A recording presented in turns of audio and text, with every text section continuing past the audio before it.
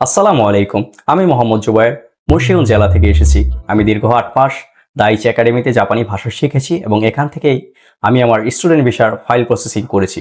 আলহামদুলিল্লাহ, আল্লাহর অশেষ রহমতে আমি আমার জাপানের স্টুডেন্ট ভিসাটি হাতে পেয়েছি। আপনি কিভাবে জাপানে যাওয়ার বিষয়ে আগ্রহী হলেন?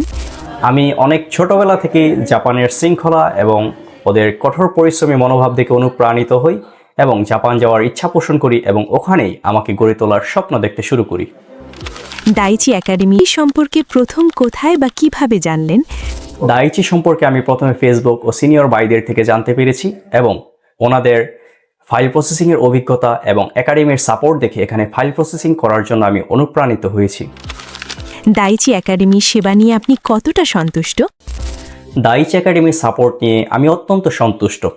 ওনাদের গাইডলাইন, লেখাপড়ার মান এবং স্টুডেন্ট সাপোর্ট অত্যন্ত পেশাদার এবং সহায়ক। যারা আপনার মতো জাপানি ভাষা শিখে স্টুডেন্ট ভিসায় ফাইল প্রসেসিং করতে চায়, তাদের জন্য আপনার পরামর্শ কী হবে? যারা জাপানিজ ভাষা শিখে জাপান যাওয়ার জন্য আগ্রহী এবং স্টুডেন্ট ভিসায় ফাইল প্রসেসিং করতে চান, ওনাদের জন্য দাইচি হতে পারে একটি বিশ্বস্ত একাডেমি।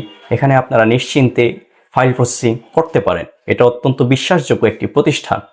ওনারা অত্যন্ত অভিজ্ঞতা এবং সফলতার সাথে কার্য সম্পূর্ণ করে থাকে।